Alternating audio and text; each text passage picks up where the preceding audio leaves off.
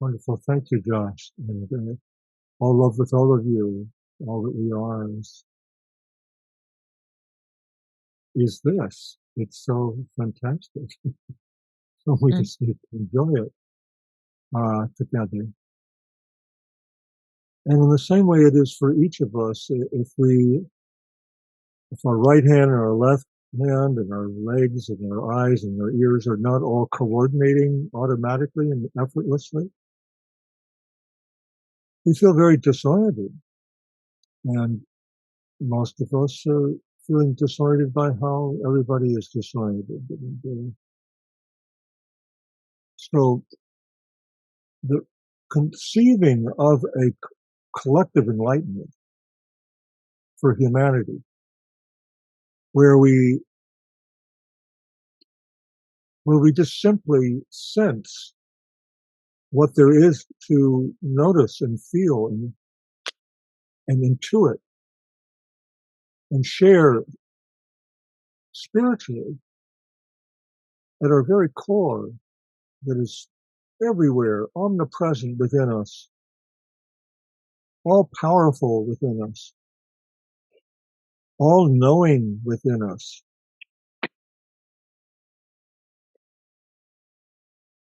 And this is just very obvious, isn't it? I mean, what could be more obvious? What could be quite as obvious as this consciousness that we all are together, that we can notice it. And it's constant. Everything else is changing, but the fact that we're consciousness together is unchanging. Isn't that amazing? I mean, just noticing that is powerful, right? In fact, if we notice it together, silently, and just let me make a little noise here, to point our attention, right, to how actually undivided our attention is already.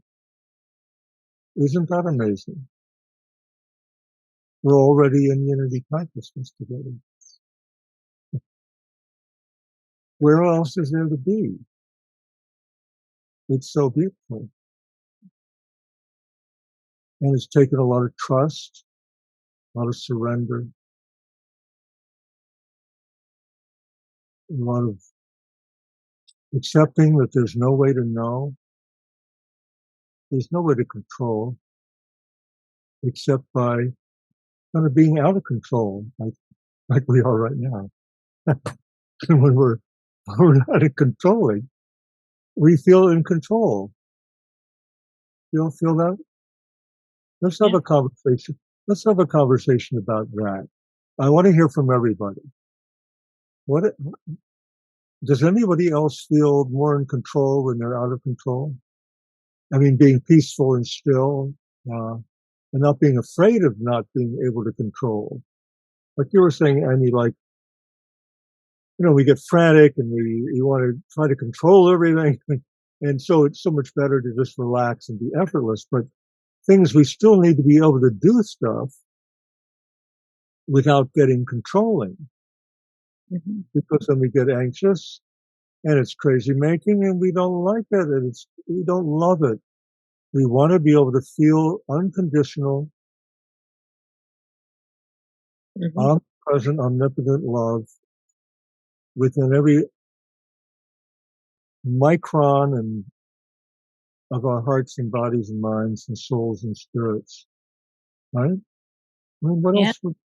There's nothing else to really want. Everything else is fleeting. It's all fleeting. It's not going to be here for another microsecond. Everything is changing. Yeah. Right? Everything is never the same way twice. This universe is able to, the most amazing thing, or at least one of the most astoundingly infinite amazing things about this universe, is that it can be infinitely, incomparably unique every single instant, continuously, not even sequentially. It's like a fluid flowing out of the void. You know what I'm saying? And then in noticing that and sharing that and being aware of that, of these kind of qualities that are true for all of us here today. Let's explore experientially and talk about what we're exploring and experiencing, please. Who would like to speak next? I like the word sweet surrender. When everything's crazy, if I can just sweetly surrender to whatever is, I do way, way better. This one does way better.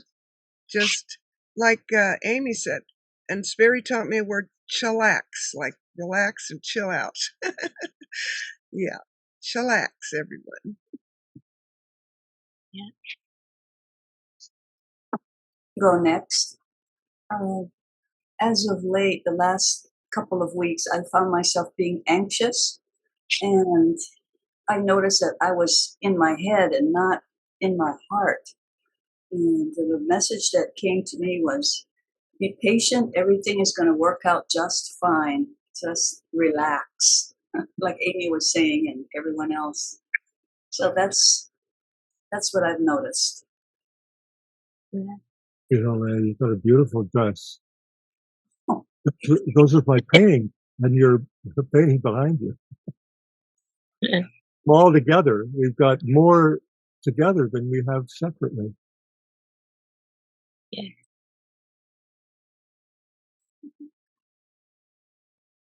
Who else would like to share whatever you're feeling with everyone and everything in the universe?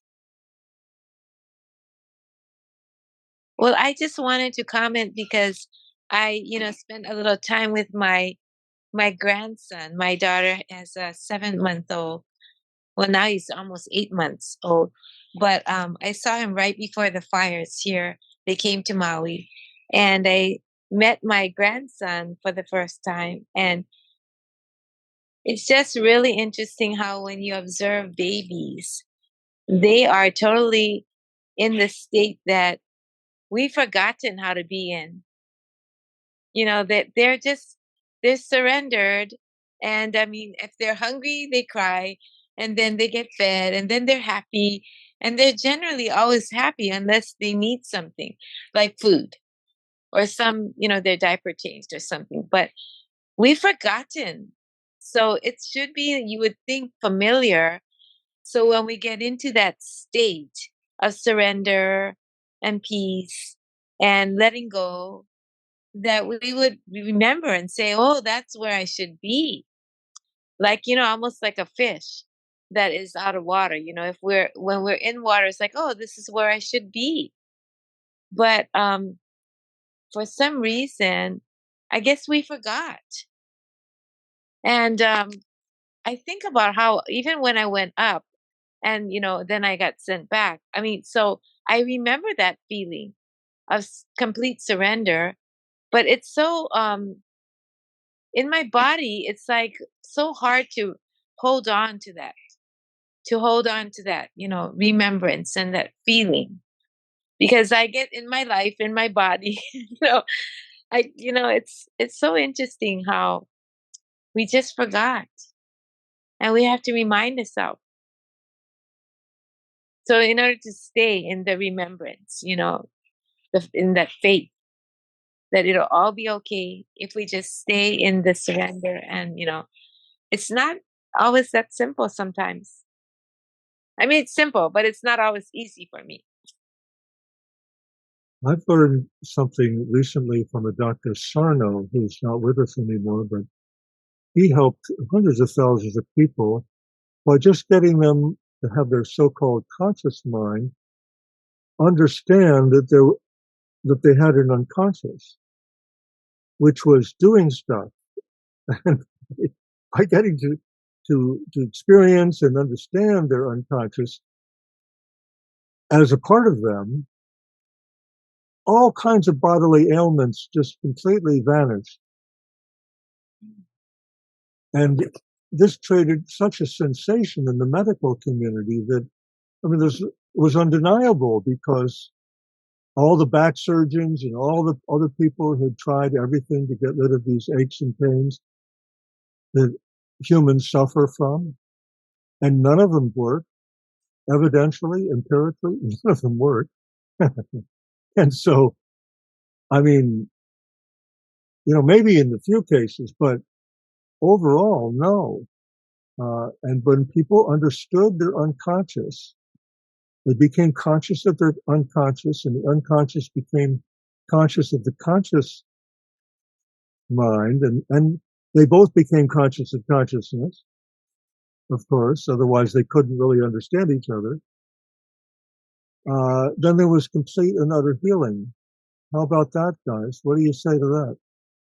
Wow. Can you repeat what his name is? The doctor's His name? name is Dr. John Sarno, Sarno. Thank you. He has a book called The Divided Mind, and another one called How to Heal Back Pain. There's some great stuff with Barbara Walters, with Dr. Sarno, and they're describing and interviewing people who have been completely healed, and it's really fascinating. I probably could get a copy of it. A friend of mine here has it and showed it to me the other day. It's very, very well done. And send it to you all. Thank you. It reminds me of the unconscious, which, as it breaks through, they found that the people that have NDE experiences, that is a breakthrough that comes through. And that kind of propels them to that particular state, whether they want to or not. So, we're trying to, you've been in that state, I'm sure, and those of us who may have not had a near-death experience are trying to get into that state. And so there are different techniques that we can use. And then the unconscious, as Sperry saying, communicates. And it'll always communicate, and unconscious is unfathomable. And that is what we're talking about here, this spaceless space of being is just unfathomable. And you just let that through. Well, right now, you speaking like that, Jerome, is I feel what you're talking about because you know what it is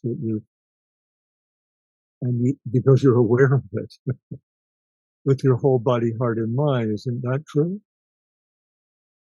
Yes. Thank you. You're gifting us the quality of pure peace and self-awareness and the depth of genuine empathy and openness and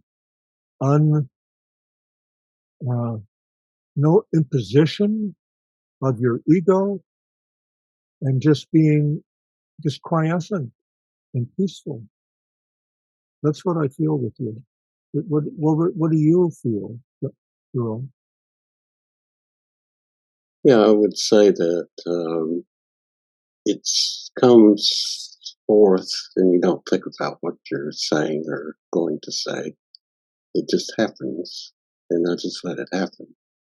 And so it flows. It's a difference from trying to think about something and write it down. I want to say this, I want to say that.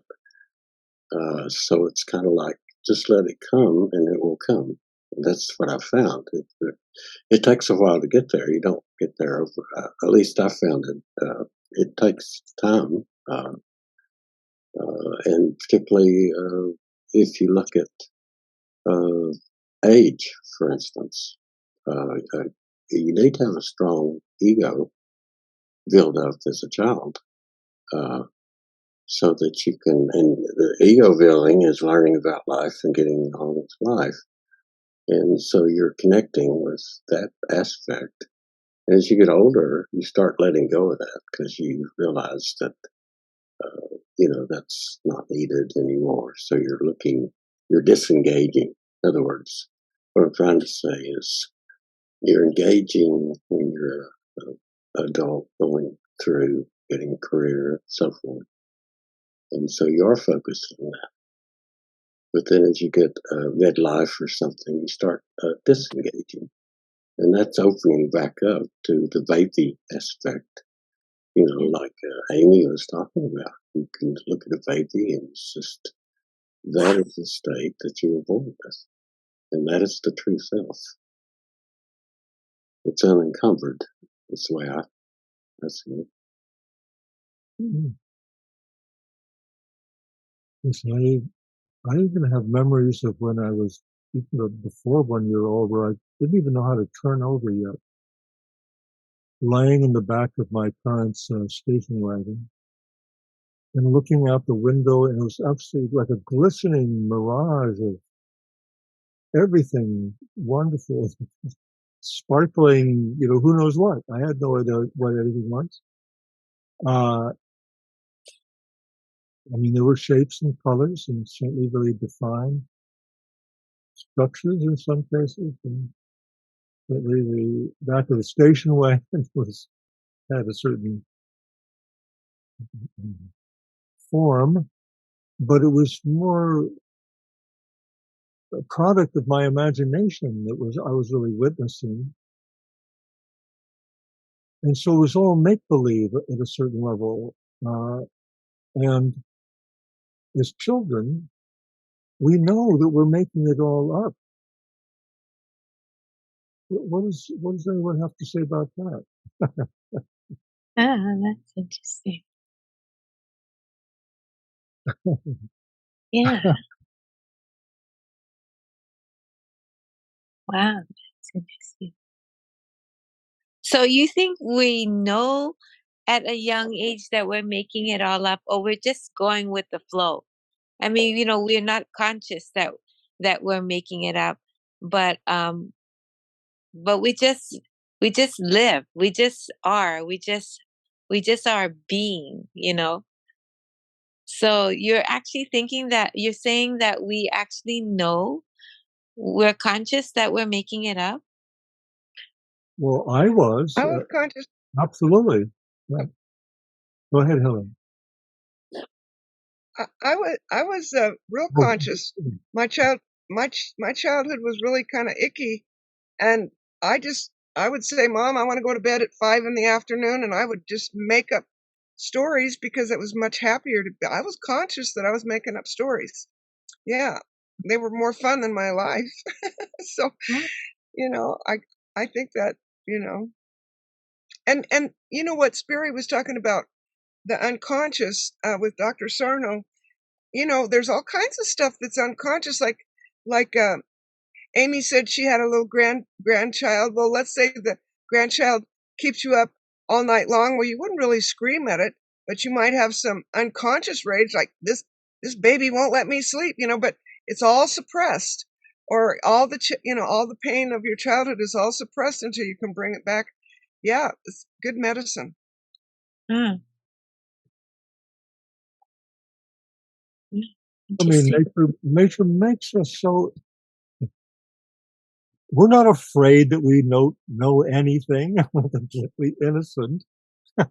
We're wide-eyed and absolutely thrilled.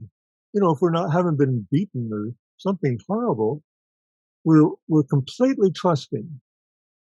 Well, you know what I'm saying? I mean, and we can be that way right now. So let's explore this. I love the fact that we're dialoguing about this because the dialogue is experiential. We have to invite the mind and the heart and the body to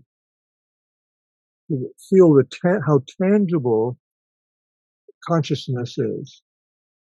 You see what I'm saying? That's what Jerome, I heard you say. And Amy, you were saying the same thing. So Susie and Hele, and Josh, we're all talking about this because it's very palpable and it's very substantial. And the more we allow ourselves to fully embody it and feel it completely, not only individually, because we grew up with a mother or father or maybe some kind of caregivers or brothers and sisters, and was everybody awake and aware as one body, heart, and mind? No, it was like everybody's like this going all over the place. and and we were all like totally felt like scrambled eggs half the time. So, I mean, maybe you had a totally peaceful childhood, but This one here had to learn how to notice how it's all of one piece. How all the puzzling pieces all fit together perfectly. And I don't have to, this one does not have to stress about that. Just relax and notice how all the puzzle pieces fit perfectly together without any effort whatsoever. And that still doesn't mean I know anything particularly well. In fact, I wouldn't want to do something that I already have done. I want to do something that I've never done. And that's the child in me as well, the child in all of us. We want to do something that we've never done before and feel things we've never felt before. What do you all say about that?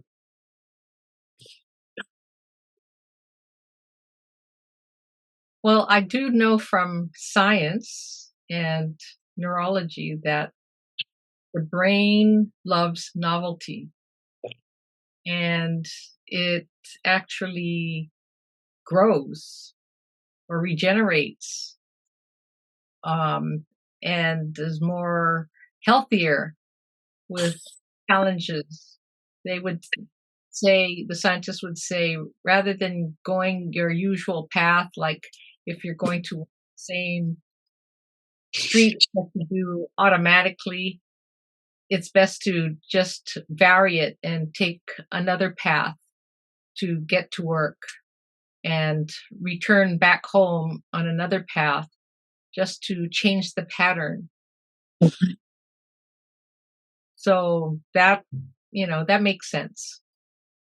Yes, I've gotten that advice and actually tried that a lot, and it does work perfectly well. But it also is seems like to me a passageway to an even more effortless way of being, where I don't have to constrain myself in any way, because I'm already constrained by consciousness. What do you say about that, Elaine? And Josh? Maybe more Jerome. Yeah, I was wondering about constrained by consciousness. I'm not sure what you're saying, other than like you could rearrange your kitchen drawers and put them all over the place, and then you just go like this, like, where is everything? And you realize what habit patterns you've established, and so I've always heard that you need to go through a process of destruction or deconstruction occasionally, because we form all these habit patterns. Yeah. And we're not aware of the habit patterns. Some of them are useful, but it's a constant battle, because the mind wants to get everything down to its simplest form and make it a habit pattern and keep it there, because it's real simple for it to operate that way. So part of this destruction, and how do you learn about your habit patterns, is one thing. I don't know if that's what you mean by consciousness being constrained. We have constraints, and some of them are put on us by society, by our upbringing, by our culture. There's all sorts of restraints that diminish the consciousness and hold it within a certain framework. And what we're talking about is getting rid of that framework and opening it up. And that's part of the disentanglement or destruction standpoint, is to take a look at that. And part of what Sperry's doing is enabling us to come in and talk and see in the moment here of what consciousness is looking like to us. Thank you so much, John. It's so beautifully clear. To answer your question, we're all experiencing a commonly sensed, wholly heartfelt, conscious intelligence right now together, I would say. I don't think I'm wrong about that. If anybody thinks that I'm saying something that's not true, please take me up on it. Because collective sensitivity, our heartfelt intelligence, our ability to share a commonly sensed consciousness consciously instead of so unconsciously, is absolutely critical to whether it's a right and left leg and eyes and ears and heart and body and mind. It's just a compendium of different perceptual capacities that are realizing that they are constrained by, to use that word, by the fact that they're all they're all part of a single consciousness. Not constrained in a bad way, but they're, by realizing that we're already orchestrating and organizing everything simply by being conscious of what we are as consciousness, even as an infant, we recognize, yeah, I'm sitting here. I don't know what anybody's saying. I don't know what I'm doing or who I am or anything, but it's school. I'm here, and when we were little like that, I mean, I have vivid memories of just being kaleidoscopically like the best, ethnogens or something like that, but nothing forced, just pure joy and magnificence. My family, my mother and father were artists, and they were not imposing any stress. No way. And they were, they were just looking at the beauty of everything. They lived for the beauty of nature and the beauty of the moment. So that's how I grew up with my brother and sister. And I mean, everybody wasn't perfectly able to fully relax and be peaceful because of their unconscious, dividing their consciousness from what they were insensitive to. So even right now, the group of us, if we can open up to what we're insensitive to, then we invite that unconsciousness to become inseparable from consciousness, the consciousness that we're aware of right now. And if we really trust, because there's power or there's safety in numbers. And so you feel that just coming over us, just like that safety in numbers. I mean, it's so beautiful. It's like, there's my mommy, there's my daddy, there's my sister, there's my brother. We're all cool. It's wonderful. We're happy. And we're like a family right here, right? We're a happy family. And we feel the love that we all share with each other and adore wholly and completely, right? And that feeling together, it seems to me, helps us understand who and what we are. So love is the window, the emollient that dissolves all of the sharp edges and all the nonsense and all the contrary polarizations and feelings of irritation or unhappiness, and personally and interpersonally. And what does it feel like as an undivided whole? It's like the whole, WHOLE, is in each one of us. Literally, we feel that the whole is in every one of us. And right, isn't that true? Let's talk about that a bit. So much.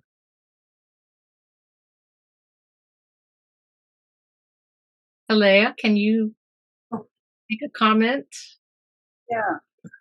This afternoon, I was invited to participate in a group. One of my friends was teaching a class in evidential mediumship and the difference between being psychic and being a medium. So she was saying in England, they are bound by law to only speak have evidential proof of of connecting with someone from the other side of the veil. And in America, we're not bound by that. So it was my first experience, and we were broken out into individual rooms. And in my room, there were two women, and I had not met them before, but we each took a turn in providing both psychic readings and mediumship readings. And we were astonished that we all hit some very critical points. So I think that's oneness consciousness. How did you feel, Elaine? How did the group of you feel together? Yeah, together we felt empowered and got more confidence that the information coming in was not nilly-willy, but it was coming from somewhere, from our deepest consciousness of being oneness together. Yes, absolutely. And just what you speak of, that we have, even though our nervous system and all that we are as a human being is, even after hundreds of millions of years of evolution, from single cells to becoming a multicellular organism, we're just a nerve ending in the universe, it seems like. And that in the physics of it, there is no separation between anything or anyone at all. And so all the psychical research that I've been involved with, all the measurements of how instantaneous it is, that in fact, the more shielding and lead you put up between the people, the better the clarity and the mutual understanding becomes, or the contact with the future, as in clairvoyance, past, present, and future can be felt as a united whole. The past can be remembered, reconstituted by how we feel it and understand it and realize really what it is, rather than just being something that we stick a label on. It's just another effigy of the nameless, unknowable mystery of consciousness, right? It is formless and imageless, like a mirror, like we're looking into this two-dimensional screen. And it's just like a mirror we're all looking into. And we're being received and we're being reflected. And the image has no mirror of it, has no image of its own, excuse me. The image doesn't, the mirror does not have doesn't have any intention, and yet it is intending everything, because what we're sharing is what is being received and reflected by this awakeness that has been spoken of as a mirror for thousands of years in the East. But this awakeness, this mirror-like, choiceless awareness, is the only constant in the whole of consciousness.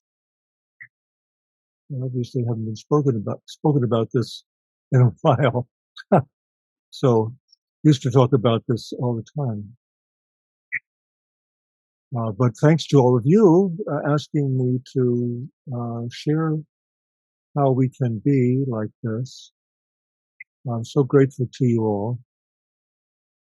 This is really a blissful, beautiful gift to me personally, and I hope to all of you personally, to all of us as a collective.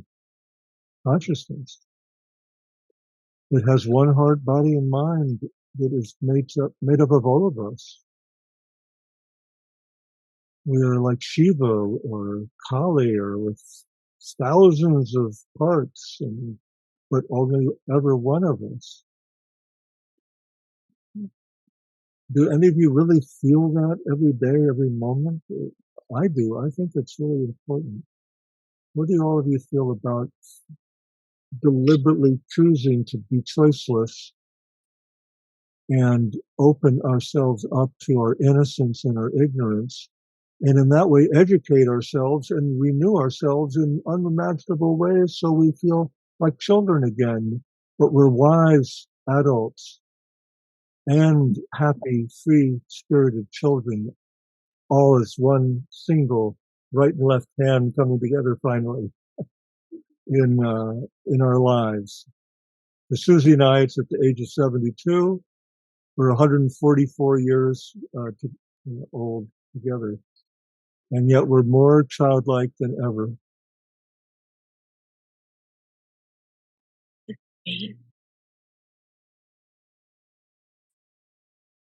Well, I would agree with that. I'm childlike, so I just turned 77, by the way. So, you know, and still feel like a child. So I never grew up. So I got the Peter Pan complex or something. But you know, it's having fun. But no, day to day, I just let things happen as they come. I just, and I really enjoy solving problems. And new and unique things. And as Sperry was saying, I would not like to sit around and do the same thing all the time. You know, and sometimes we're forced to do that. But I think basically we just need to get out of the way of ourselves, because it's kind of like in early childhood development. I was listening to something, and I've had experience with projection, on how we project things on other people, which is our shadow. And our first projections, oddly enough, is to our mother and father. And the projection is God onto them, which is really the unconscious. And you actually project that image onto them. And of course, they can never live up to that. We find out later. But the projection is something that we really need to look at, because when you criticize someone, your shadow is actually playing tricks on you. It's not real at all. It puts a screen over somebody. So we just need to get out of the way, I call it. So, Thank you so much, Jerome. It's like a hall of mirrors. Yeah. This one's, I met you all one time, and I watched the video, and this one is just pleasantly surprised at how close I feel to each one of you, just because of the oneness that we're experiencing, sinking into the consciousness together. I feel this one feels like she knows and loves all of you, like we've met lots and lots of times before. It just feels so comforting to be with those that you've been conscious with. I just love it. So beautiful.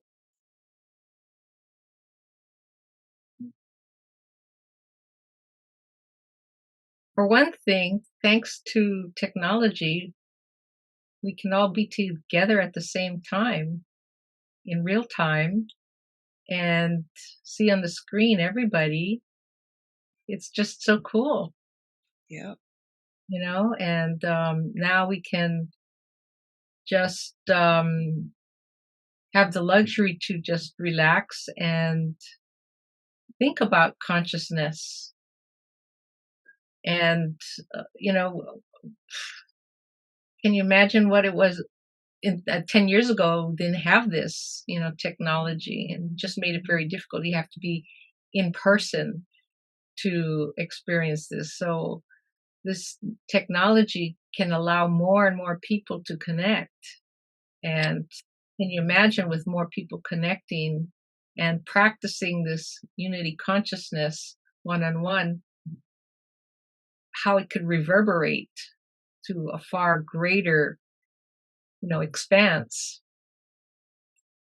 And I also am feeling that this is a gift right now, because every single one of you have a innocent and pure intention of doing this for the pure pleasure of expanding your awareness and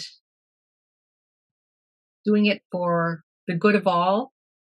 So we have this common value and common, you might say, moral code of not doing any harm to one another, but allowing ourselves to feel free to express ourselves in a safe environment.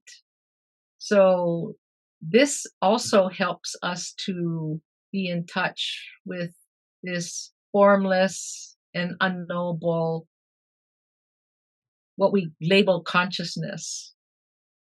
Because think about it, many poor people who never went to school or been educated can't even read or write, and they what is consciousness? The term would be just too foreign for them.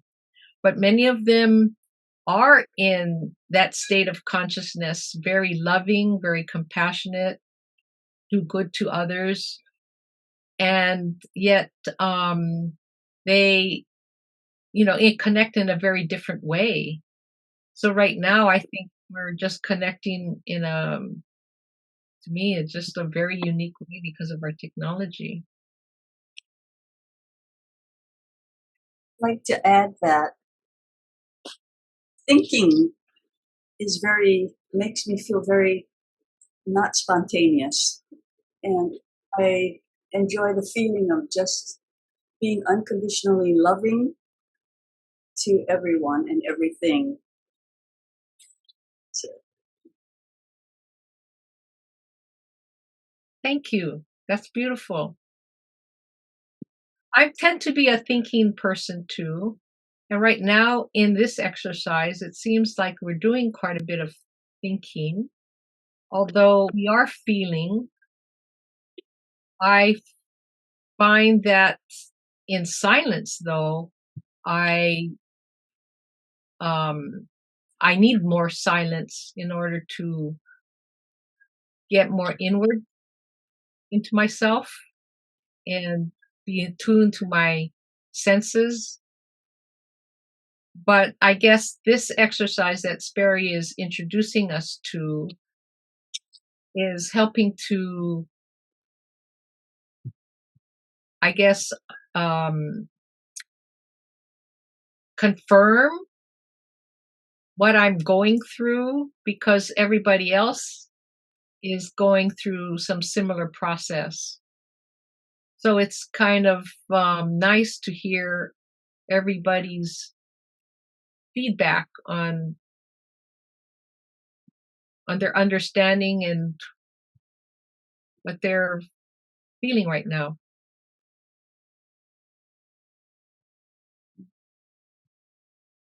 I would I noticed that there is this, by us noticing together, we're understanding together. It's really that simple. And feeling that we are paying attention in undivided ways, and we're feeling together, and we're coexisting together. It's very comforting. We're so safe and nourishing. And it's so natural. It's not forced or contrived. What do you feel about how just simple? It's really natural, these things. Someone had once told me, what is, brought up the rhetorical question, what is truth? And the answer was that he gave was, truth is the sum of all perspectives. So each one of us are having a different perception of what it is to be aware and conscious. And we're all bringing it to the table, so to speak, and blending it all in. And I think that amalgamation or alchemical reaction or process brings us to the greater truth. So that's all I wanted to say. Do you feel us feeling that with you? Go ahead, Amy. So what we've all said, and what Jerome said about projection, and what Sperry said, all the things he said, has made me come to this moment where I'm realizing on the theme of forgiveness, which seems to be kind of my theme, because maybe I didn't mention to you, Joss, when, all the times we've talked, that I went for a massage. My girlfriend, who was she, I guess she was psychic, or what you would call intuitive. And she used to give me massages. And she told me, I really want you to go and have a massage by this woman in Kihei at her home. And so I said, okay. And she really felt strongly. She wanted me to go. And she also wanted to be there with me to see what happened in my massage, to witness my massage. So I go there to this house. She's a local girl, a local woman, and she puts me on a far infrared pad on her massage table in her living room in Kihei. So I'm like, okay, this is interesting because I've never been on a heating pad before my massage. Then she lets me lay there for a while and relax. And then she started at my feet. She started touching my feet, and she said, oh, so should I talk about the crucifixion? She goes, because I'm sure, you've talked about it, and it's a subject that, you've talked about a lot. So, but, it's so strong that I feel like I need to talk about it again. And I said, what crucifixion are you talking about? Because, I was raised Catholic, right? So I said, are we talking about Jesus crucified on the cross? And she said, no, your crucifixion.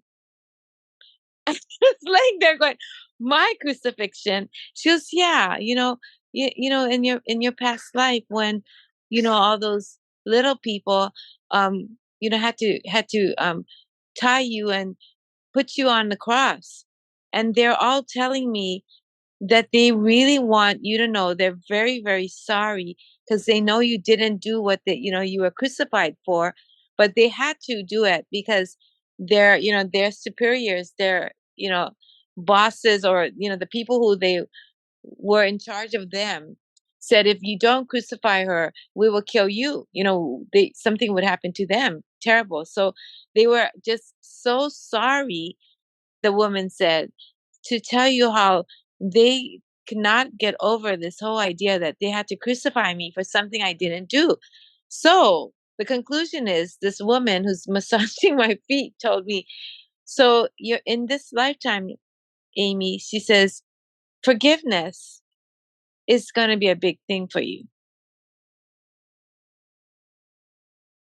So me with my humor back then, I mean, this is years ago, I said, oh, so were there many Hoonies or Lilliputians? And was I Gulliver? Me trying to make light out of it, because she was serious and I was trying to make a funny comment. And she says, well, I don't know. She says, it's way back when everybody got crucified. It was a common thing. If you did something bad, you get crucified. So I don't know what year it was. She said, but your thing, the conclusion is, whether it's Lilliputians, Menahunis, or whatever, is not the issue. Is that they're very, very sorry for doing something terrible to you. And so you have to learn to forgive. Forgive is a big thing in your life. And it's interesting because I do bring that up quite a bit. I've had to forgive. I've had many opportunities to really look at forgiveness. And so in this theme of forgiveness and everything that's been said, especially the projection from Jerome and, the subconscious and all of the things, it has really already made me, from the last time we talked till now, and now even more so, getting, I think, a lot more about forgiveness. And I feel so much more at peace about forgiveness. And I get it with, when Sperry says that we're all one. We're all one. We all came here to experience different things. And so maybe I should not take things so personally for the sometimes things that are like very hard to forgive. But if I put it in a different frame, that we're all one, we're all projecting, and so it's like a mirror. So whatever I don't like in the other person that I have to forgive, I have that also. That's very humbling. Great reminder. I have to say I'm guilty of that too. So thank you for reminding me of that. Yeah, it's a big humbling thing because it makes it so much easier to forgive, to really forgive, when my mind is also reminded of those things. And it makes it, how should I say, comfortable for me to forgive because I'm hearing it from you, you know what I mean? I'm not alone in this. Yeah. Yeah. So already on the theme of forgiveness, I feel like I'm healing. But that's part of what we're doing right now, this consciousness, and it's coming out. Yes. So Yeah. Barry said last time, what he said last time is that the more consciously aware you become, the more it alters your choices and behavior. In other words, you choose, I would say, higher love, because when you are really fully consciously aware, it just changes your heart and softens your heart so that you are able to forgive, or you are able to whatever it alters you. You think you want to behave a certain way and be hateful or angry, but then when you're consciously aware, the more you become practicing conscious awareness, it becomes easier to just let it go, let it flow, and forgive. Well, Amy, guys, what I find, this might be interesting because we're exploring this very intimately right now together, is that I notice that everything is fresh and new every moment, as I've said before. And if I really, really, really sensitively, as in meditative, contemplative depth of stillness and presence, and I make that a habit in my life to be effortless like we're doing here, I inevitably, as Jerome was saying, so also inevitably we begin to cultivate this sense of feeling how everything is blending and being regenerated and recreated and represented to us in some fresh and new way. It's like we're experiencing this recreation of creation. You feel that? Yeah. And then when we're kids, we can feel, we're creative and we're having fun and we're playing and being silly. So we can actually regain that consciousness of how innocent and playful we are, as we've all been agreeing on. And in forgiveness, realize that everything that could possibly happen to anyone really kind of has to happen to everyone. We all have to suffer the slings and arrows of outrageous fortune. Mm-hmm. And the more we accept and allow everything to be exactly how it behaves and how it is, the more we can relax and just enjoy it, because the suffering stops. the moment we accept it. Mm-hmm. That's an amazing fact. I used to suffer like you just wouldn't even want to know. And I couldn't figure out, like, this shouldn't be happening. There's something wrong with this. And until one day it was so hopeless, there was no way to stop the suffering. I just said, okay, I'll just let myself suffer. There's no sense fighting it. I can't figure out how to stop it or let it go, make it go away. And the moment I did that, there was this like golden light of peace that began to emerge. And I was like, oh my God, it's how simple it is. And then of course I spent the next 20 plus years, the rest of my life really, exploring that experientially, which is what we're doing here right now. We're exploring what happens when we accept and allow whatever we imagine or feel or think or sense individually and with each other. We just get over putting it in little boxes on the shelf somewhere and saying, well, I'll deal with this later. It's actually Virginia Larson, I think is her name. She has something in psychology called unexperienced experiences. So we figure like, well, this is really traumatic. I don't know how to digest or make sense of this. So I'm just going to relegate it to my subconscious or my unconscious as a little baby. And I don't even know I'm doing it. I just don't want to know about it. And that creates my unconscious. And then later on, when we're grown up, we don't want to go back there and feel inadequate and overwhelmed and confused and terrified of how unknowing and innocent and vulnerable we are, right? But that's all it is. It's just the unconscious. And we need to become conscious of the unconscious and make it conscious so that there is conscious and unconsciousness are integrated. And then we can have intuitive, soulful, spirited, neutral intelligence here on this planet. Mm-hmm. Yeah.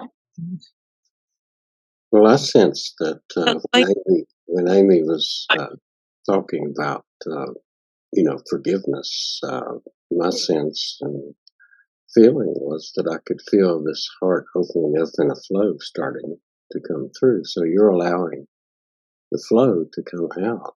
That was my experience of when you were talking about that. So that's just my way I experience things. But it seems like you're unblocking these things that are opening up and prohibiting that heart from opening up. And I felt that it was opening up. So it's wonderful. And you use the word flow, Jerome. It's really the whole thing, the whole universe is in a flow state. Yes. Yeah. And we're a part of that. And we just need to notice it with every cell and atom and molecule and cell in our bodies, quantum mechanically and relativistically and whatever else you want to throw in there. Let's just be sensitive to what we are. And we transcend being separate from what we think and what we hope and what we wish for and what we hear that others are all caught up in some kind of tangle of some kind and of trying to wish their way through it all, intuitively create their own reality or whatever. And so we're all like, we don't all need missing each other. We can all, there's everything that everybody needs is all right here. Mm-hmm. This is heaven on earth. Yeah. So, in your mission, Sperry, to have more and more people get this conscious awareness, and then it'll spread to world peace. Do you think that, because now I think about my daughter and how sometimes they have these ideas of how she's raising her boy and how it was very different the way I raised her. And I just wonder, if she's maybe doing the right thing, or she's mollycoddling him too much, or, just really, just really attending to every single need, and perhaps what we would call spoiling him. Well, what is spoiling your baby? When, so I had to look at that. And so it brought me to what, in the book, The Untethered Soul, where he talks about how maybe 95% of what our ideas are, our thoughts are not from us. They have been from domestication. He uses the word domestication, which is like indoctrination. So his concept is that we get indoctrinated from the time we come out as a baby by our parents or whoever raises us, whoever we come in contact with, we get indoctrinated, and he calls it domesticated. And he uses that term. So I'm wondering if a lot of the impact would be effective if parents raise their children like your parents raised you as artists, and beauty and everything. Maybe we need to be raising our kids a lot more in the flow rather than in control, and teaching them how to behave and the rules, and you shouldn't do this. And like my parents raised me, a good little girl is studies hard, and all the rules. I had so many rules when I was growing up. So I don't know, perhaps, maybe this is the part where we need to pay more attention to children and parents, young parents raising their babies. I was involved with a yoga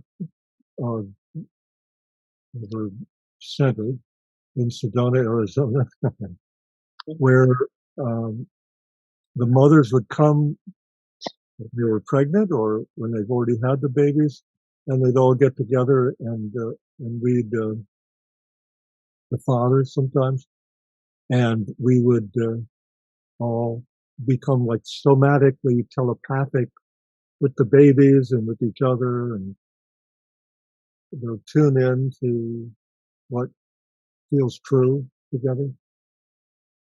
Now, have you all done anything like that? Somatically, so before the baby is born. Yeah, that as well, and after they're born. So the babies feel the parents, and the other babies all being in unity consciousness, basically feeling the greater body, heart, and mind of the clan or the community. It is even more secure and more rooted in a commonly sensed consciousness. Yeah, I'm saying that because, I'm 66 years old, and I have a lot of indoctrination and a lot of domestication that I've had to work through.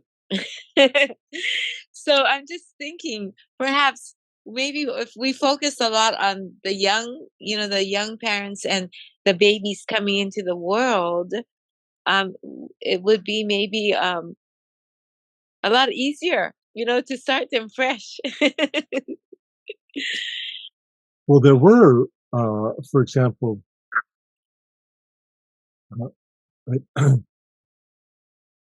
in the actual statistics, in the empirical science of this kind of thing, the Japanese have really excelled in being able to teach their children while they're in utero very complex subjects, and either mathematics and science and industry and technology, and they talk to them about all this in the womb, show them pictures, and explain the whole thing in very clear, easily understandable language. And the babies come out and they're absolutely genius level brilliant. You ever heard of any of that? Yeah, I've heard about those experiments, just a little bit. But so for me though, it was like the Japanese do things let's look at the intention though. It's like, what are they doing this research for? Or why do they want you to be smarter, more efficient, ahead of the game, smarter than the Korean kids or the Chinese kids or whatever? What is the intention of this? Is what I was looking at even back then. It's like, okay, so what's the intention? Is it for them to feel free and blissful? More knowledge is, what is the intention? That's what I was looking at back then when I heard about these experiments or anything for higher education. Because, Yes. everybody was lagging behind the world in a lot of educational standards. Mhm. Well, of course, I did feel instinctively all those questions too, Amy, and I think that I was speaking more about that to show that, yes, we're extremely transparent. You were kind of talking about like, well, how transparent are we? Well, there's so many examples, and that's just one of them. But I agree that what we do with who we think we are and what we think we're doing, is, of course, gets quite instead of being coalescent, it becomes conflict laden and contentious. Yeah. And that is painful for everybody all the way around. Yeah. Certainly for the little babies, and it's hard and unlikely that most people ever forget or integrate their unconscious into the conscious heart and body and soul. And that's really a shame, but that's our collective unconsciousness. So we're not only suffering our own individual unconsciousness by not being conscious of it, although we can become conscious of it. That's what we're exploring experientially together so intimately and beautifully right now. But each of us have suffered the collective unconsciousness of humanity. Even this moment, we have approximately 8 billion people who are more or less collectively unconscious today. And we subjugate this pain, this fear of being out of control and the brutality of collective unconsciousness that's present on the planet today. And we need to take charge of that consciously, responsibly. How? By being collectively conscious. And so the solution is so beautiful and so simple.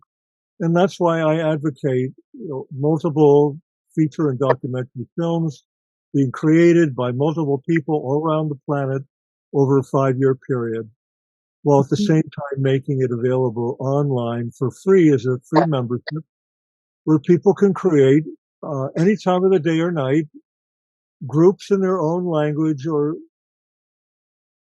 any language,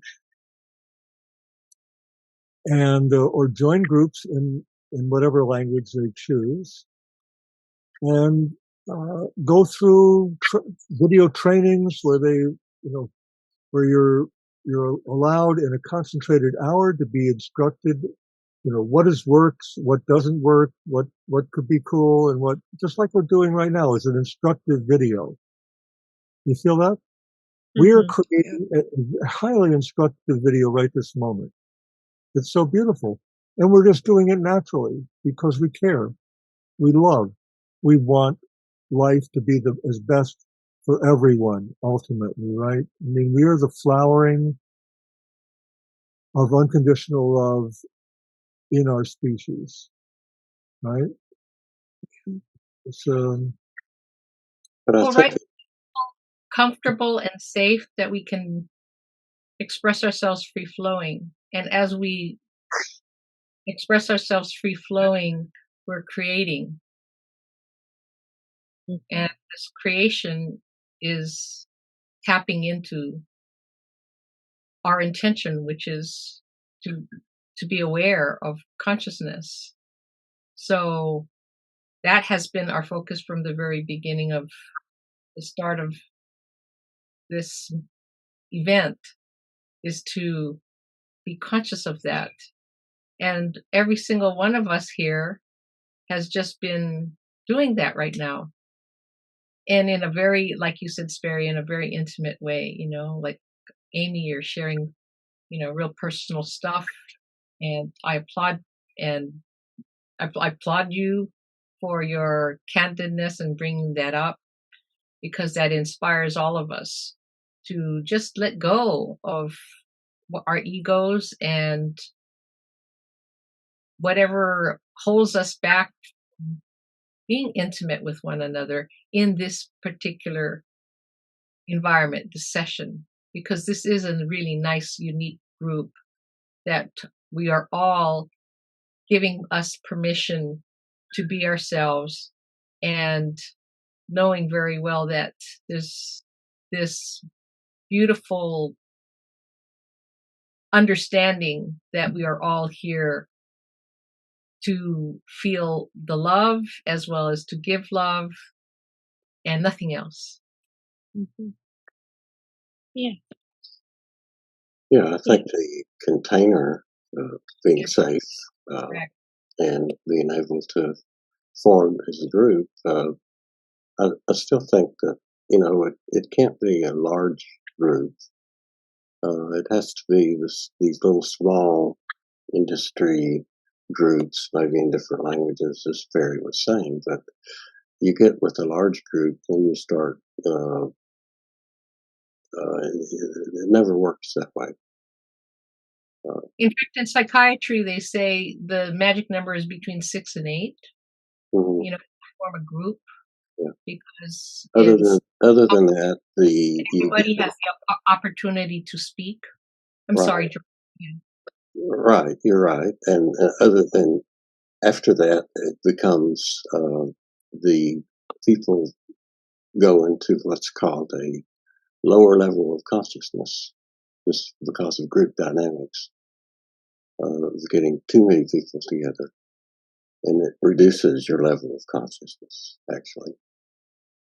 Jung described that as the participation versus mystique. And so what happens, you're actually, that's how a lot of the gurus get established, is they know that, and that gets them down, and then they start coming forth and reprogramming people. So it's, I think, in these small, intimate groups, and more of them, and just keep progressing that. At least that's my experience, and that's, where I'm coming from. So. And you can be more genuine with one another than, say, a larger group. The larger it is, the more self-conscious you become, and the more the ego expresses itself rather than the true self. Yeah, look at these soccer games where people rage out, and all of a sudden they have a stampede, and it's dangerous, actually. Yeah. Yeah.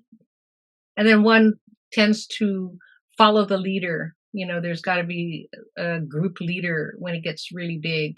But in here, this group, okay, Sperry, you're a facilitator, but I think we all know that there's no leader here.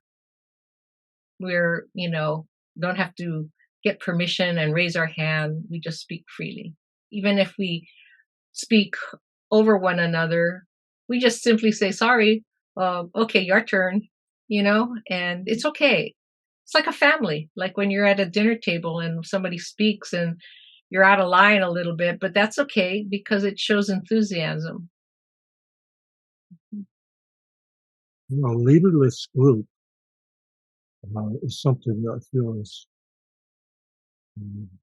very worth having. Because I never wanted to be a leader. I felt that our awareness is the leader. Yes, it really is. It is. Our awareness is the leader here. We're being sensitive together because we're being aware together, and very beautiful. It's very loving, very kind and gentle, and it's very beautiful and pleasurable and gorgeous to be us, isn't it? So comfortable. Yeah, I was going to call upon you, Susie, to I was about to ask Susie to say something. We had the same thought. taking the role of the silent observer, so I said, okay, let's pick her brain here. And Josh, when you said sometimes people will speak at the same time, usually they're saying the same thing because we're one. We're experiencing such a oneness and an acceptance, and so comfortable, feeling the love, feeling the acceptance. Very beautiful. Right, and it's okay to speak over one another once in a while, you know. Yep. Some people get really uptight; they don't like that, and so they'll, make a rule and say, "Oh, you got to raise your hand before you can speak. Don't interrupt." But then that takes away from the dynamic of being spontaneous and enthusiastic. And bold, because that's what holds people back from speaking. They don't want to, seem rude or quote unquote rude if they speak and somebody else is speaking at the same time and they're competing for, that space to say what they need to say. But it's okay, especially in this small group.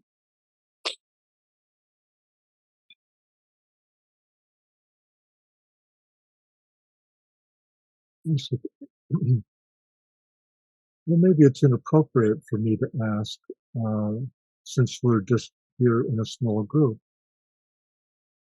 But this one wonders that since there is this synergy that we share with the whole planet and all the creatures and the whole of nature and all of humanity, and we're just this tiny little blue dot, as they say, and there's it's pretty darn clear there are countless other civilizations that we're in contact with, and already the whole universe is the expansion of consciousness. And this is the awakening of consciousness. What do you all say about that? To just not even only personalize it or have it in small groups, but to say, hey, this is an inevitable awakening of a universe. And in the physics of this, as the person that really figured out what consciousness is that I know of, in the actual geometry and the classical physics of the very large and the very small, relativity and quantum theories, the way that space and time emerged out of nothing at all, and all the astrophysicists pretty much all agree that to have the universe that we have, it had to have emerged out of absolutely nothing whatsoever. I mean, some say, well, there was just a moment, and then because it was the implosion of another universe or whatever. But there had to be a transition, even in those theories, that is void-based, or an absence of space and time, energy and matter, mind and body. And the cool thing about it is that we can experience this. The truth of this is that the void cannot be avoided. You can't get rid of the void. It's silly. Not possible. Try getting rid of the void. Everybody try doing that. And then realize that the void cannot be divided because there's nothing to divide. So it could be represented by a single dimensionless coordinate location in 3 dimensions,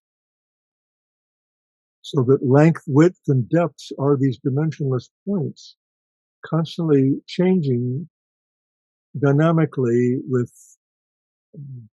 electromagnetic and gravitational and magnetic forces,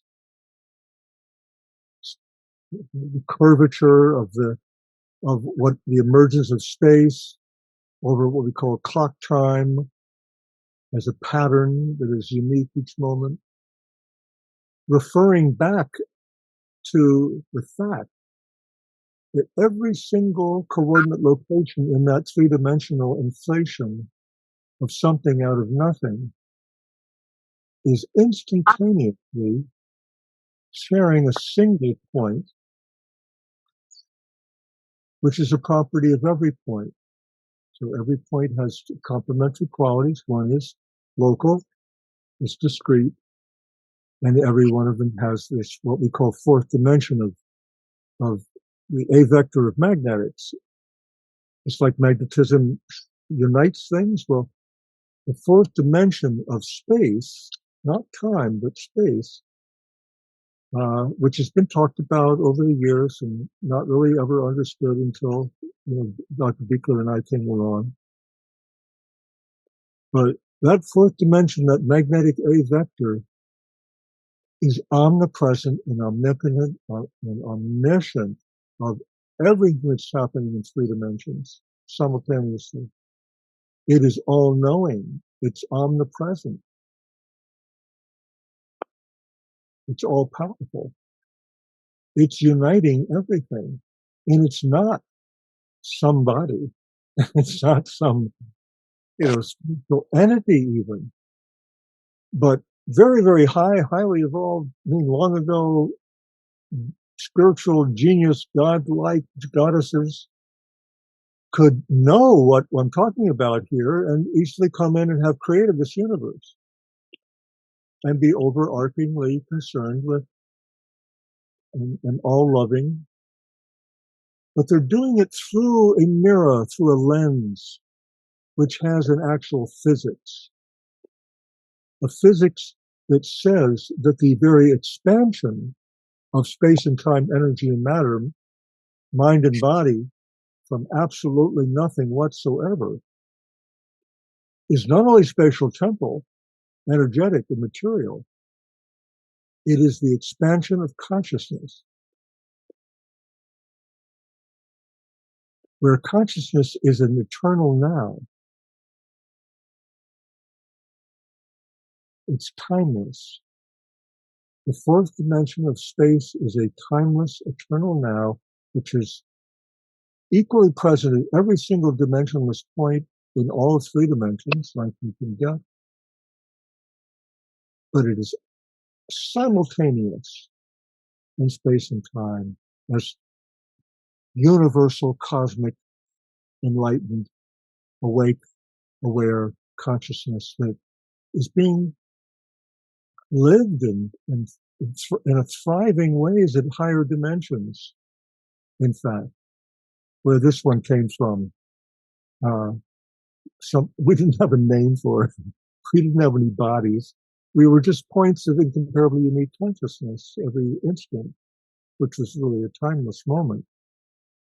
And we were complete in total joy, in utter and complete heavenly peace. And so grateful just to coexist. We had no image of what we were, but we could see and feel each other as a spectacular, multidimensional, like when we close our eyes and we see all the zillions of little colored dots coming and going, and in our minds, our hearts, our feelings, everything that's going on, all our sensations are making all of these little kaleidoscopic, emotionally sensed and felt and loved experiences. We're in heaven here. This is heaven on earth. Heaven is everywhere in the cosmos. And most of the extraterrestrials know that. It's only the very small minority that are very hive-minded and draconian and top-down. This is the way we do it. And if you deviate, you're in trouble.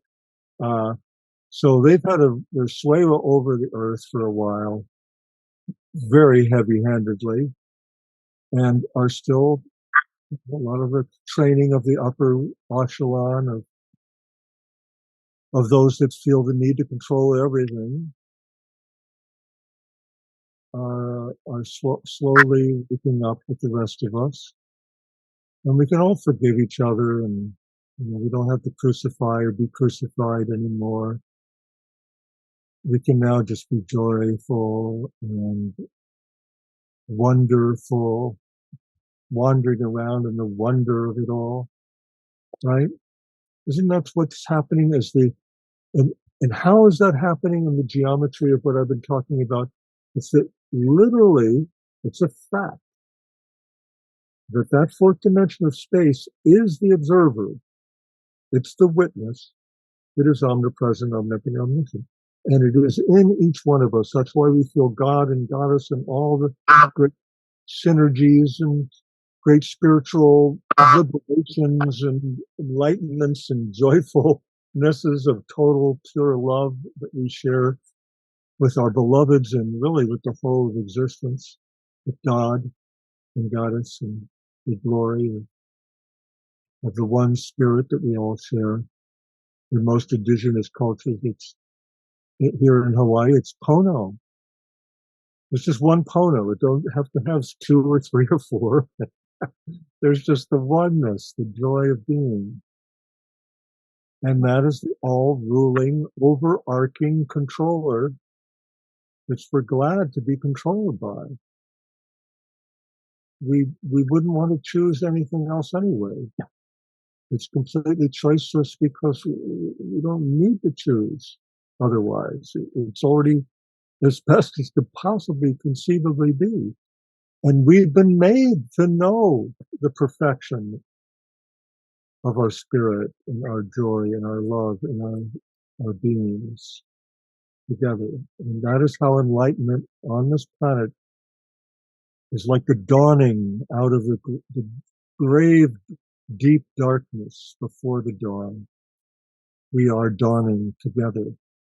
This is the dawn of human enlightenment. As an empirical scientist that have studied this for 45 years, with all the best scientists that are willing to study it, they're very brave scientists. And having presented this at the United Nations in 1992 to Dag Hammarskjöld Auditorium, this is an established, recognized fact that people who want to keep us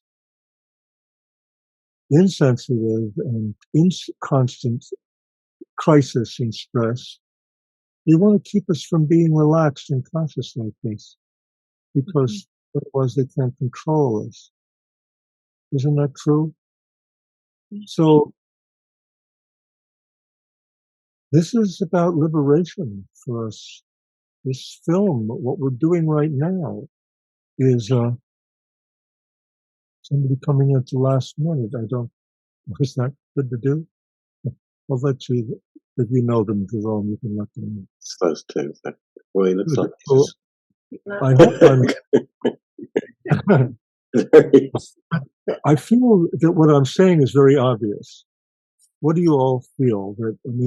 It's something, it makes sense that everything makes sense. Well, Sperry, I think you went really deep, and it's taking us to that point in time where, we've been an hour and 35 minutes or whatever to get into, we're ready to listen to the deepness of what you had to, of what you just shared with us, down to this intangible and difficult thing to wrap around our heads that, space void is indivisible and it's just beyond. But that is where the oneness is. I just say is because it's the present moment. It is the is with a capital IS. And yeah, so it may, for some people who haven't had the mathematics, very difficult to grasp, but it's the quantum physics that you're describing. And that's who we are. We are the quantum physics. We are the is. We're nothing. We're void. And all this that we're doing right now is, well, of course, the holograph, but it's very important because we are here on this earthly plane to experience separateness, contrast, in order for the consciousness to know itself. But we have to remember meaning join in again, remember that we are the is. We are the nothing, the void. And it's, it falls back to quantum physics. Well, I'm looking at your background, Josh. I mean, we've already spoken that many of us know that very landscape intimately. It's so varied. Every single element is a contribution of something unique, whether it's the clouds or the sides of the mountains, which are so extraordinary, and you're so extraordinary. I mean, there's nothing but just awesome astonishment at the variety that we're made up of. Oh, absolutely. I mean, yes, that's the beauty, of each one that I see here on the screen, there are uniqueness. And the background, this virtual reality background, is actually a photograph that one of our authors of Book of Composition took of Kaloa. So it's not a stock photo. It's a personal photo from one of our authors who is a photographer, professional photographer. So that's why it looks very beautiful and clear, thanks to her skill and talent. But we're here to find beauty in everything. You might say awareness of consciousness is really finding Waldo, finding beauty in everything and every moment, and just immerse ourselves into beauty. Even I had a photograph today given by one of my photographer friends, and he said, "Look, Joss, I took a picture of the asphalt next to my car, and actually it was a very beautiful photograph of fallen leaves and rocks and stones."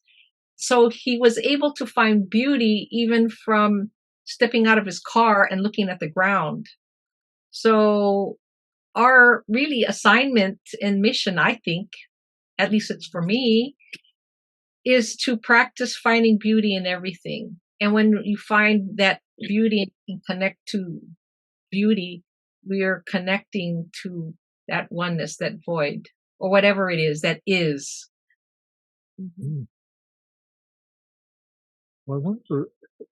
But notice that when you came on, when we first started, and what did I notice? I said, "Sperry, that's a beautiful background." And then you said, "Oh, I painted it. This is my original painting." And same thing with Susie's, Susie's had a beautiful, some semi-abstract painting. It was like a Rorschach, right? Jerome saw fish, and other people saw something else, and you can turn it upside down and find something else in there, so it's finding the beauty, finding the Waldo in everything, even looking at each other's faces, you know, to find the beauty in your eyes, your nose, your lips, you know, your contours. And Halea, even the light that's shining on your face, you know, I saying, oh my goodness, you know, you've got light shining on you. And, you know, same thing with Amy, you know, especially when you bring up about the babies. You know, it just the babies are beautiful. We gravitate towards babies because of their pure innocence and beauty. Mm-hmm. They're so cute. You want to pinch them all the time. That's connecting with you know, the greater is. So And what you, you're it's saying, hard. One picture, you got that fan right above your head. It's like you got this halo moving around your head. Right up, stay away. I'm using my phone. so Joss, what you're saying about, you know, the energy and the innocence and the openness and the surrender of babies, because we're talking about babies. Going back to what Sperry is saying about how do we spread this conscious awareness, almost advocacy, for lack of a better word, you know, how do we spread this? And, you know, we talked about small groups, more effective, and things like that. Right But, you now, know, this is it, you know, because for every person here, count another, you know, 1.5 million or 3 million, you know what I mean? Or 1 billion, you know, of souls that we touch just by being here. If we're one, right? So our energy, the energy field is out there. We're reverberating it. right. And I think in human form, you know, as we go through life, doing we do shopping, playing pickleball, whatever we do, you know, our daily life, if we that same breath and eat like babies, what people just go right to babies, or they go to like puppies or kittens. You know, it's because you have that pure, innocent energy, and people want it. They want to feel. They want to connect with that. And so, if we are like that, we have that same energy because of our conscious awareness, I believe that people will want that. They will say, well, what is it? What do you do? Or what are you eating? What are you doing? What, you know, do you meditate? Or, you know, they're curious if they're ready, if they're ready to know, or they want to maybe have a bit of that. To know. Well, you know what? When I have my favorite saying, my mantra is, it's actually in my kitchen. It says, "Do more of what makes you happy," because when you do that, you increase your high vibrational frequency, right? And that just reverberates to everything and everybody. I mean, it'll reverberate on your kitchen sink and reverberate everywhere. Yeah. You know, from here to Africa. I'd like to ask us a question here, experiential question of all of us as a group. So, if you don't mind, now you asked Joss, and I think Amy, you also mentioned it, is that if in fact we are instantaneously indivisible from all that is in this entire cosmos and multiverse or whatever it is, there's no separation in time or space between any two points, between any two, and we're made up of countless locations, trillions of human cells and 10 to 20 times as many bacterial cells, a conscious community, a collaborative community of cells. 450 trillion cells on average in each of us. And we're a phenomena of this universe, biological, orchestrated life through awareness, being able to be self-aware, aware of others, aware of environment. And this same awareness is instantaneous and is actually being informed, and it's actually not so much informed, but actually it is informing itself by localizing the non-local universe at or through every single point, which then determines the gravitational and electromagnetic structures that are continually changing and reforming, which make up the beauty that is in this amazing level of recreative reordering of itself. Us included. We were made by it, and we are contributing to the recreation of creation. And we would do well to do that consciously, and so we are waking up as we make more observations per moment. Like the Mayan calendar, we went from 313 billion years, X and Y, Z happened. And as we progressed, we're at the point where in a fraction of a second, we are transforming and evolving in ways that we couldn't if we hadn't progressed to this point of synergy, this quality of communion at a finer and finer and finer and finer level of sensitivity, neurologically, psychologically, biologically, spatiotemporally. It's all happening, and we are this evolution waking up to itself. What else could be going on here? I don't see what else could be going on. Do you? No, what is going on in your background? There's squeaking going on, so that's what else is going on. That is those are little froggies. Yeah, the little Oh. croaky frogs. Well, that's what's going on. The froggies are. Yeah, the croaky frogs. Yeah.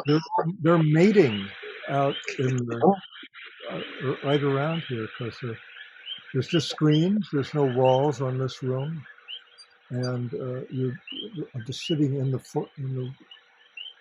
raw rainforest with the croaky. That's a good example, Sperry, because frogs are like they can live on land, they can live in the water. They actually are fish and turn into they go through a transformation process to become a frog and breathe air.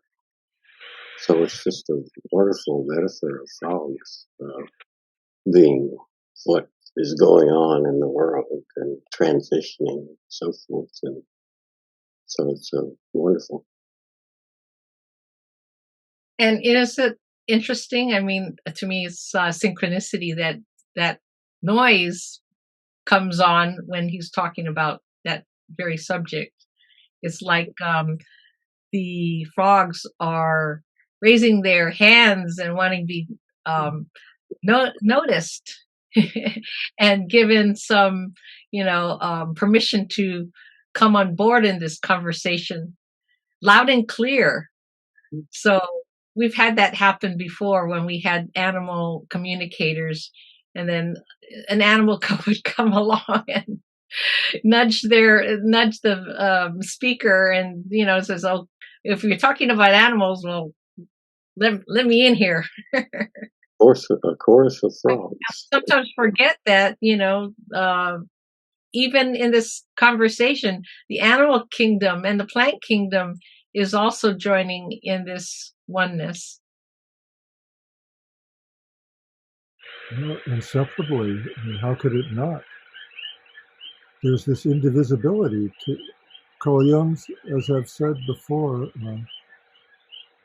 in paraphrasing him, in a single sentence.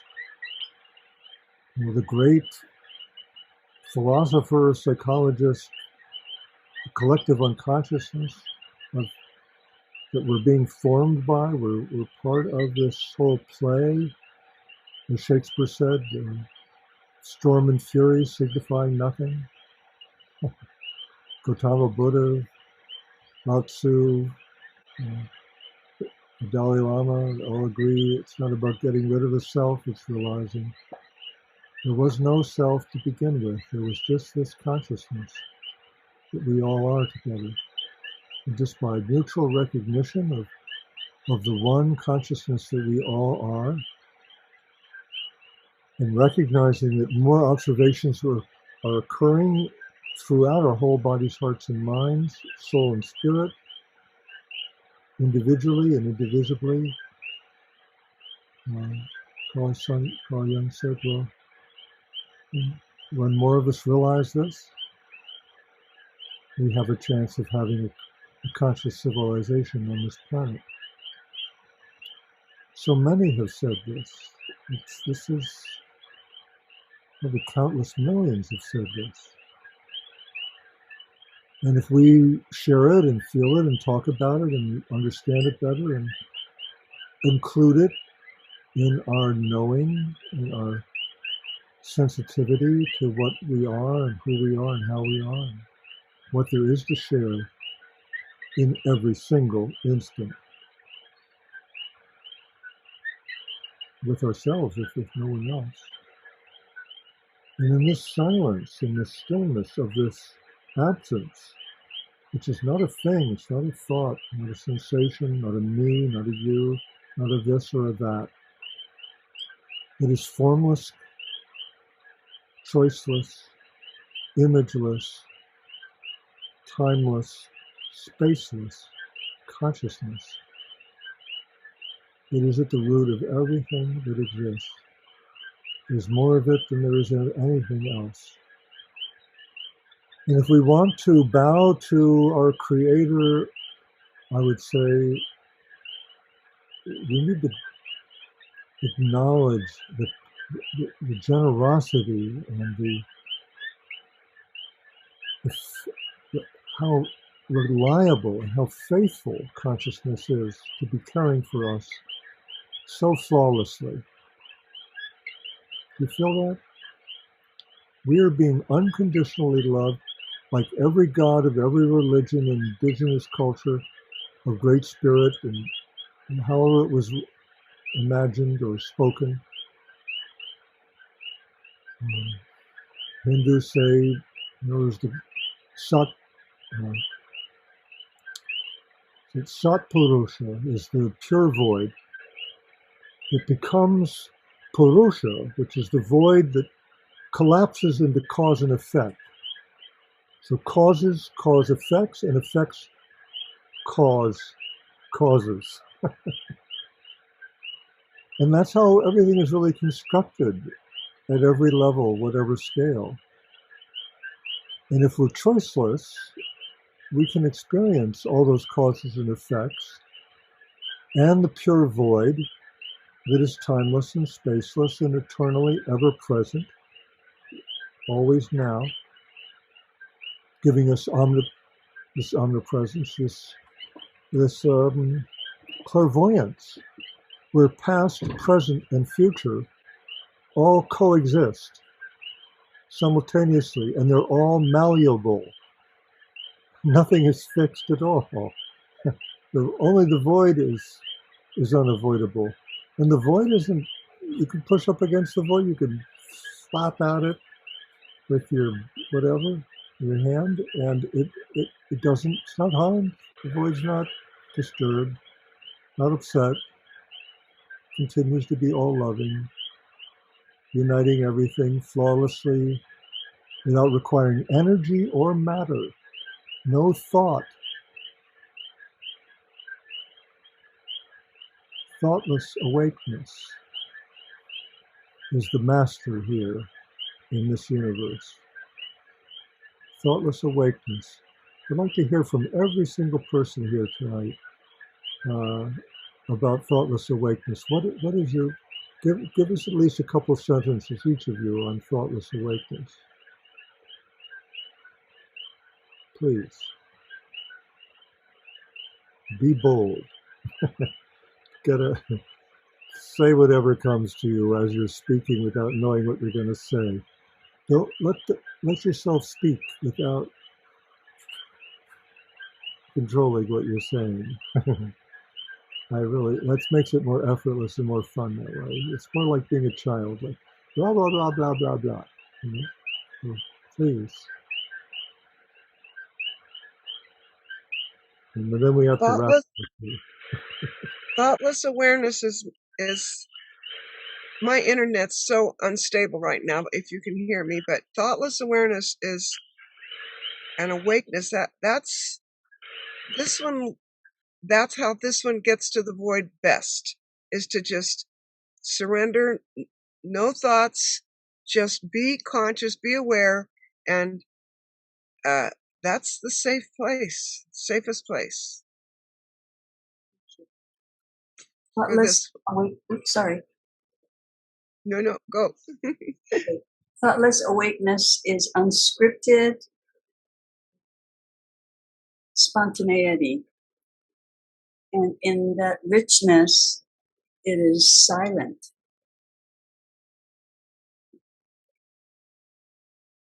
Thoughtless awareness is just what I would call flow, just going with the flow, and whatever comes, comes. And it's kind of like the mirror that Sperry was talking about.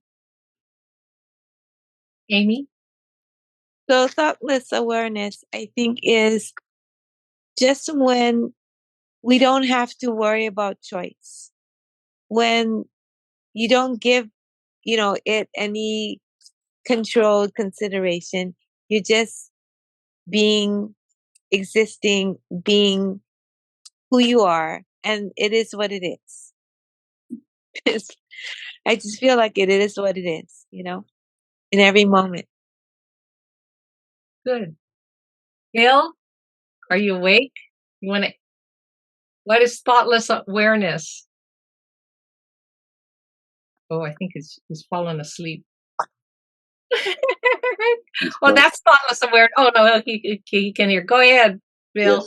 Yes, unmute. Unmute. Can you hear me? Yes. Yep, now we can. Oh, yeah, it's oneness. Just beingness. There's such a thing as beingness, just being with you.